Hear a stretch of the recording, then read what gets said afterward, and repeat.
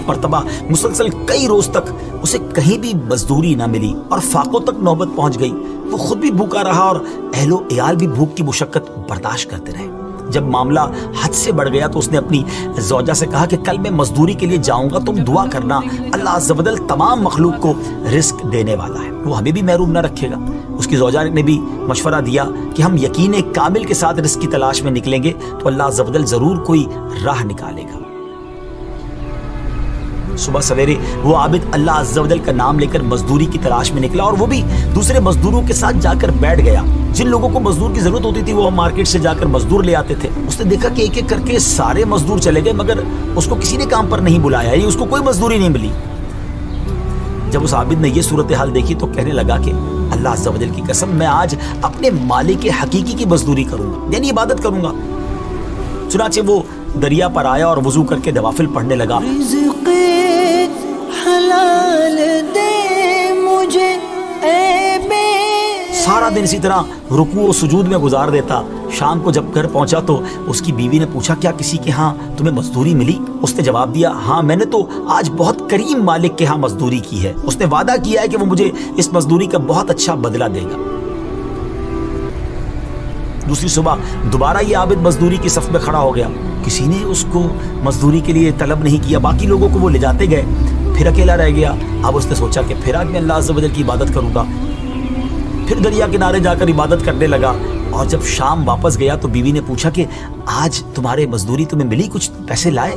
तो कहता, नहीं मैंने आज भी बड़े करीम की मजदूरी की है, मगर मेरे मालिक ने इंशाअल्लाह वादा कर रखा है कि मुझे इस मजदूरी का अच्छा बदला देगा। मेरी उजरत उस मालिक के पास जमा हो रही है।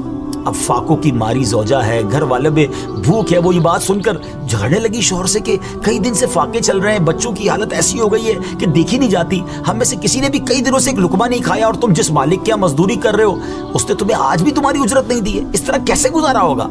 इस पर वो आबिद बहुत परेशान हुआ और सारी रात करवटें बदलते उसने गुजारी। बच्चे भूख की वजह से बिलबिला रहे थे और उसकी अपनी हालत भी काबिल रहम थी। बिलाखिर सुबह वो फिर बाजार गया, मजदूरों की सफ में खड़ा हो गया। आज फिर वैसा ही हुआ कि उसको मजदूरी नहीं मिली, कोई भी अपने साथ नहीं ले गया।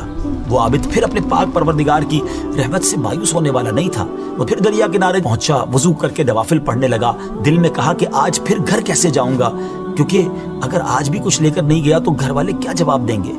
लेकिन अब वो जब घर की तरफ जाने लगा इसी टेंशन में था कि बात क्या करूं। लेकिन जब दरवाजे के करीब पहुंचा तो उसे खाने की खुशबू आने लगी। वो हैरान हो गया, लगता है मैं किसी और के घर में तो नहीं जा रहा हूँ, मेरे घर में तो कुछ भी नहीं है खाना पकाने के लिए।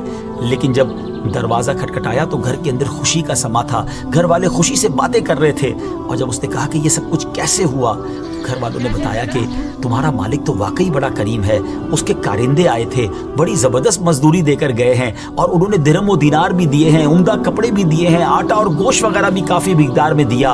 और कहा कि जब तुम्हारा शौहर आ जाए तो उसे सलाम कहना और कहना कि तेरे मालिक ने तेरा अमल कबूल कर लिया है, यहाँ वो तेरे इस अमल से राजी है, ये उसका बदला है जो तूने अमल किया था। अगर तू ज्यादा अमल करता तो तेरा अजर भी बढ़ा दिया जाता। सुभान अल्लाह, देखा आपने, ये तो दुनिया में उस मजदूर के अमल का कुछ अजर था।